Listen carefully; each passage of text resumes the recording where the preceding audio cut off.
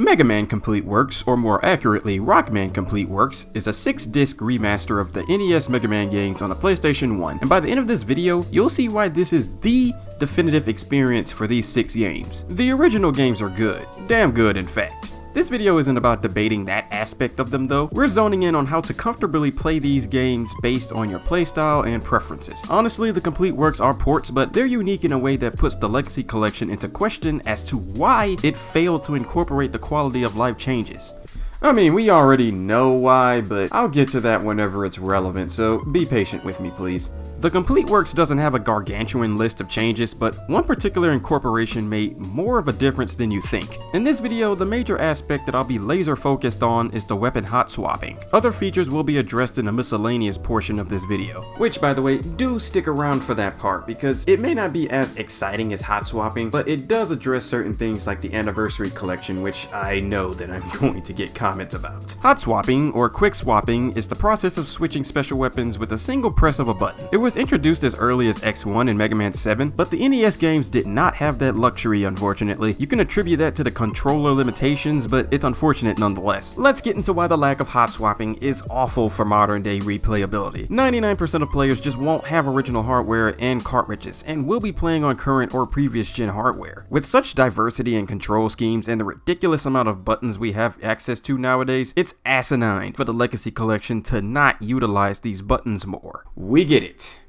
Legacy was supposed to present the games in their rawest form, and not tamper with them for the sake of nostalgia. That's literally why sprite flickering and slowdowns were retained, but as an old school player myself who grew up with these games, even I hated those issues and just endured them just because I loved the games. I'm of the opinion that the Legacy option should have been akin to a classic mode, but I'm getting ahead of myself. You'll hear more about that rant in the miscellaneous section.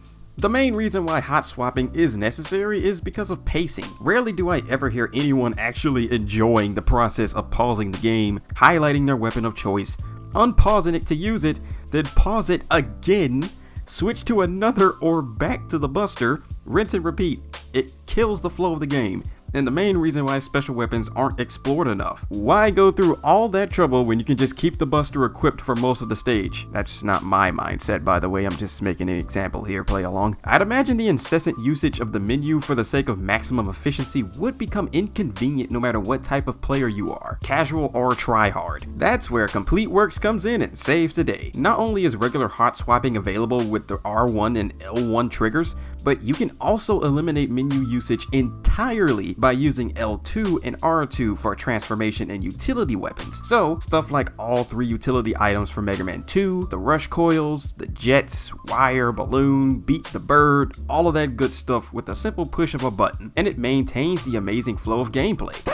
Okay, time out. Let me correct myself real quick. When it comes to the utility items, in Mega Man 1 through 3, you cannot use L2 and R2. So yeah, items 1 through 3 and rush jet and rush coil and all of that, you can't use that. And the magnet beam, of course. But at least the normal hot swapping is still there, so that's something. But yeah, 4 through 6 is just fair game. Mega Man 6 especially benefits from this. The constant torture of mashing that start button to skip most of the menu transformations is now a thing of the past. I'm actually showing a limited amount of gameplay for Mega Man 6 in particular for a myriad of reasons that I won't get into today. Stay tuned in the following days for that special video, but until then, I'd appreciate it if you liked this video. It'll let YouTube know that you enjoyed, and it will ensure that this video spreads to the correct audience. Now, don't twist my words, I'm not saying the menu is unnecessary. Hot swapping rewards players who are familiar with the weapons, which, contrary to popular belief, the developers' intentions are always to encourage you to explore your arsenal. I mean, why the hell would they make the special weapons in the first place? It's a way for veteran players to repeat their playthroughs as smooth as possible. The menu is there for one of 2 things: to help lift some of the pressure off of a new player as they're becoming acclimated with the weapons, and to give you the opportunity to plan your next move if you're in a tight spot. Hot swapping is there to respect the natural pacing of a Mega Man game and encourage efficiency with your mastery of the weapons. And even if your goal isn't mastery, it's still there as a convenient tool to access everything without the monotonous repetition. It's just weird that every re-release of these games ditched the Complete Works for the sake of the nostalgic feeling, yet still allows the turbo buttons to exist.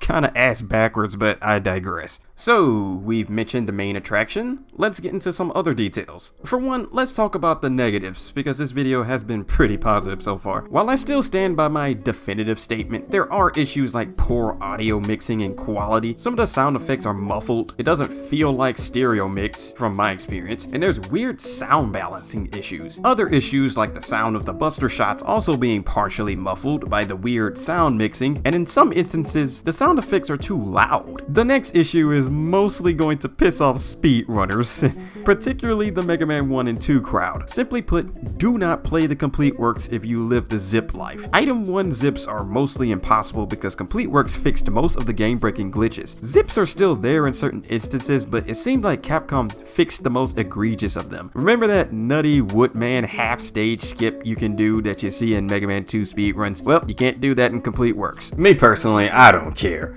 I never liked normal Mega Man 2 speedruns to begin with because I just don't like exploiting glitches like that, but I know that's just personal preference. I just enjoy playing these games the way they were intended, but there are zipless speedruns of Mega Man 2 out there, so for any speedruns who run that category, I do consider running Complete Works. I think it may be worth your time. If you've played the Mega Man Anniversary Collection for PS2, GameCube, and Xbox, you should already be familiar with everything I've mentioned in this video. It's literally the only collection to re-release the Complete Works version of the games. In fact, it's a direct port of Complete Works. The Navi mode, which was a feature that allowed in-game hints and remixed background music, was in the original Complete Works, so that wasn't an Anniversary Collection exclusive thing. Even the weapon menus were remastered in this special mode. In fact, the Anniversary Collection was a better bang for your buck back in the day because, unlike the Legacy Collection, it had all 8 mainline games on it. This was before Mega Man 9 existed, by the way, and the 2 arcade games. There were also a slew of other extras like even more remixed music, the first episode of the Mega Man cartoon, you know, that one, and even some fan art. The Legacy Collection tried to compensate with the challenges and the expansive art gallery, but I feel like hot swapping alone was a larger value. But then they decided to release the Legacy Collection 2 and charge you more money after you total the 2 separate games instead of bundling it all together in a single disc. But that's a topic for another day. But let's address the elephant in the room. I'm talking all this good stuff about the Anniversary Collection, but notice that I never actually recommended that. Well, that's because of a single but important issue. It's plagued with input lag.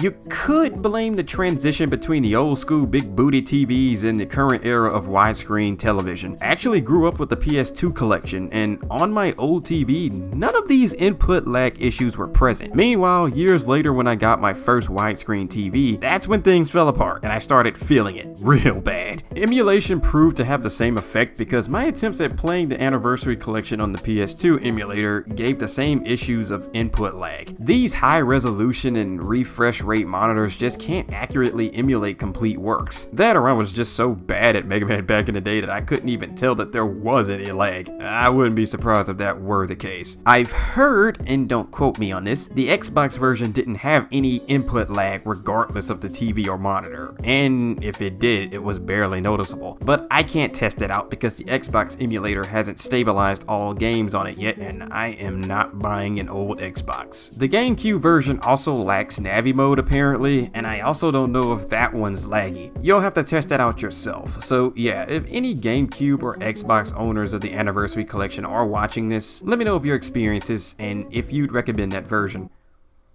Actually, I got an idea. The GameCube emulation is like perfect. I can test it out myself real quick. Give me a second. Oh! Holy shit, this is actually pretty good. I do not feel any input lag. Okay. So this changes things a fair bit, and I may have to bite back on a few things. While I was there, I did check for the Navi mode. GameCube does have it, so I don't know what crack the person who told me that was smoking. However, the Complete Works remixes are not in the GameCube version, so that's probably what they meant to say. That sucks, but it's not a deal breaker. But yeah, if you've got the GameCube version of the Anniversary Collection, well, there you go. I've also gone back to the PS2 version, and I did some minor tweaks to the emulation that severely reduced the input lag. It's still there, but it's at least in a much more playable condition. But I might reserve that for an Anniversary Collection exclusive video. But that all depends on how well this video does, and if you guys actually want to see something like that. If so, let's try to get this video to 1,000 likes. graphics. Yes, I'm shamelessly fishing. Shut up! Anyway, for now, I recommend that you play the original PSX Complete Works for the sake of perfect emulation and the full Navi mode if you want it, without input lag. They aren't translated, unfortunately. Anniversary Collection is your only way to play these games in English, but the language barrier isn't really barring us veteran fans who already know about the game. So there you have it. It may not seem like much, but trust me, give it a shot. Hot swapping makes Mega Man 1 through 6 out into a completely different game from my experience. Having that sweet freedom to switch weapons on the fly is just like a wet dream come true. But hey, let me know what you guys think about that. Until then, check out the video in the end screen. It's a random video that YouTube claims that it's more suitable for you, so I have no idea what the hell it even is. Let me know in the YouTube comments on what shows up for you, because I have no idea what it is and I'm immensely curious. But yeah, I'm out. Stay chill, y'all.